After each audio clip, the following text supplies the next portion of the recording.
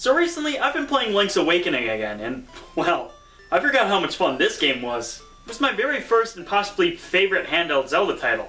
It's so simple in its mechanics, yet so expansive in its ambitions. And I don't usually remember Zelda games for their settings, but Link's Awakening is definitely an interesting one. It's one of the best, even though it's on a handheld. In fact, since Peanut Butter Gamer's Zelda month is coming to a close, how about we take a look and appreciate Zelda's greatest overworld, Koholint Island.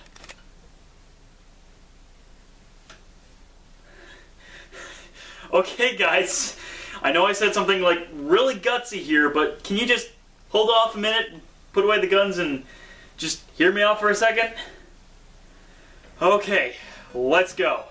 So what does Koholint Island do better than any other Hyrule or Termina we've visited before? Well, I think it often points to one particularly strong point: exploration. Now if you're like me, you may have noticed that exploration in modern Zelda games has been a little light in recent memory. While it was still there, it was never really as prevalent or interesting as it was in Wind Waker. Link's Awakening is a game that encourages you to peek around corners when you can, but it goes about it in a very different way. You're given plenty of space to move around freely and adventure as you please, until that happens. This is an obstacle, obviously, and they do bring down your adventuring spirit. But because you still have plenty of space to move around and see the sights of the island, you aren't lamenting over the fact that there are rocks in your way. Instead, you say to yourself, I want to find a way to move these rocks. And how are you going to do that, you ask? How else? Go explore that world, boy! Or girl? I don't know, depends who's watching this. And once you do find something that can help you on your grand quest, it becomes that much more meaningful. Not only did you find said item on your own, this means you can also go take a gander around more of the world, which is until more roadblocks happen.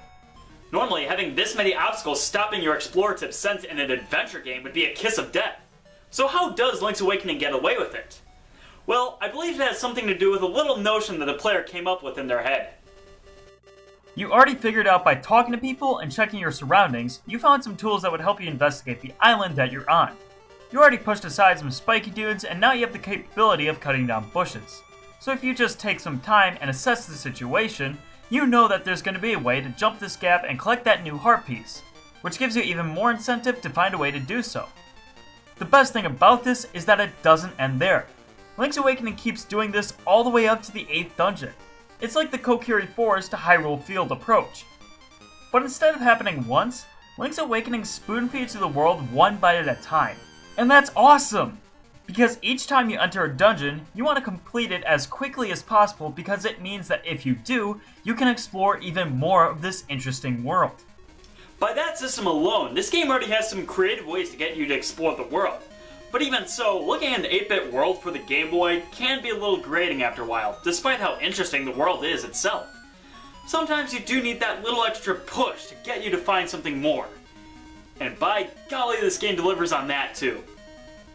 While I had a fulfilling experience just walking at my leisure, the game introduces another system to increase replayability: the secret seashells.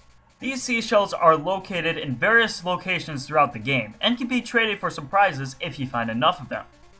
You'll most likely find one of these right around the time the game starts, and even then, you get a prompt telling you that if you find enough of them, something special will happen.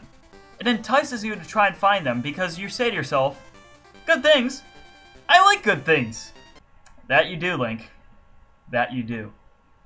But these aren't just lying around wherever they feel like. Seriously, what do you think these are? Some sweet, delicious ribs? You have to take some time to check things once or maybe even twice depending on what you need to find. The secret seashells do give the reward of a level 2 sword if you can find 20 of them, and that's definitely a neat bonus. Putting all that together, Link's Awakening nails the part of exploration, better than most, if not all, Zelda games. But you know, it's just kind of a shame that Link's Awakening doesn't have a plot to go along with this wonderful island you're on. Yeah, not only does Link's Awakening allow for some nifty expeditions, but it also has a good lore to go along with it. Just to bring this up, there will be spoilers for this game as well as a few others if you do care about that, so you can skip this part of the video if you want to avoid them. You have been warned. Most Zelda games often take the approach where you start off as Link, find Zelda, collect 3 of a certain item, get the Master Sword, beat the bad guy, and restore peace to the land. Yeah! But Link's Awakening takes a much different turn in the road. Zelda, or even Ganon, are not directly involved in the story.